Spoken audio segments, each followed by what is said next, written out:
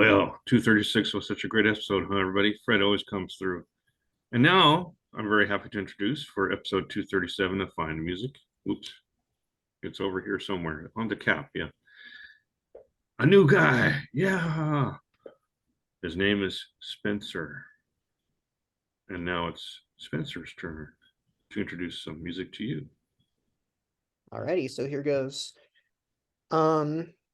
I do a weekly music blog. I'll list the name of the blog in the comment section in case anyone wants to look at it.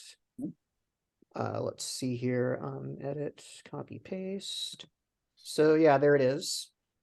Spencer And Griffin Music. new music. Blogspot. Yep.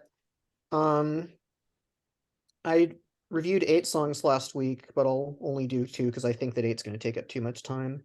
So the 2 highlights, Devotion by Arlo Parks. If any of you have heard of her, she's kind of a sort of a modern day R&B musician who has sort of old school R&B vibes.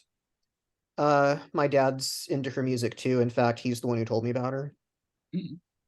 Her newest song is called Devotion, and this one kind of sort of different than some of her other material in that it features guitar, electric guitar more prominently. I think Arlo's material has featured guitar before, but it normally revolves more around like vocals and synth and things like that.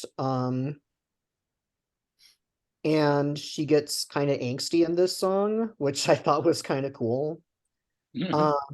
She mentions the band The Deftones in the first verse of the song. And then, like, the last verse, she says, I hate it when people say things like, I love you and all that. Word withheld.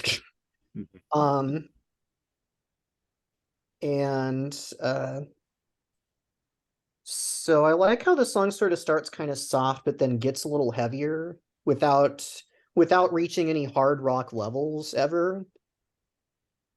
My next discovery actually is a hard rock song. Okay, actually, first, can you spell her name for us? Arlo Parks. Yes, that's right here. Arlo, like Guthrie, Arlo, and then Parks. Just the way you think it would be spelled. Very good. Exactly. There's not an X or a weird letter like that. Yeah. Good question. Oh, all right. All right. If anyone has any questions or comments about this, I guess now's the time.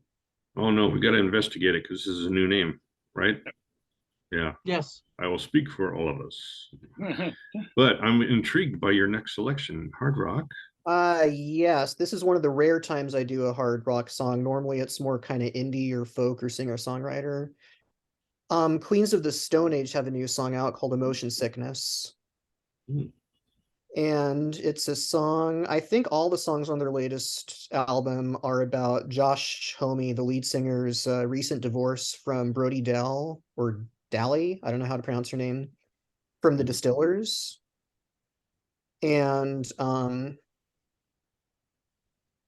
yeah, I'm kind of surprised that this song is making it onto a lot of the stations I listen to. Like, do any of you listen to 88.5 KCSN? Can't get it in San Diego. Okay, well, so I guess Fred it could nodded his online. head, I assume he does. Yeah, when I go traveling, sometimes it fades out of my radio. You get it online, probably. A lot of the artists that I review get airplay on KCSN, so that's why I asked. Nice. Queens of the Stone Age seem like a bit of an unusual act for that station because they don't normally go that hard. Like the hardest they go is like the Rolling Stones or Led Zeppelin kind of stuff. And Queens are a bit harder than that. I guess the reason this is hitting so many of those kind of stations is because they do have like sort of a sense of kind of a vaguely ELO-ish harmony in the song, even though the song itself sounds like something that like maybe Blue Oyster Cult or Thin Lizzy or one of those bands might do. You like those? Yeah. Then Lizzie's interesting because they're Irish. I'm part Irish too. I love Cowboy Song by them. What's the one that truckload of songs? Yeah. Dancing in the Moonlight's the one that I kind of like. My friend Kardik is a big fan. of both of those groups. If I post this later and Kartik happens to be listening, shout out to you, buddy.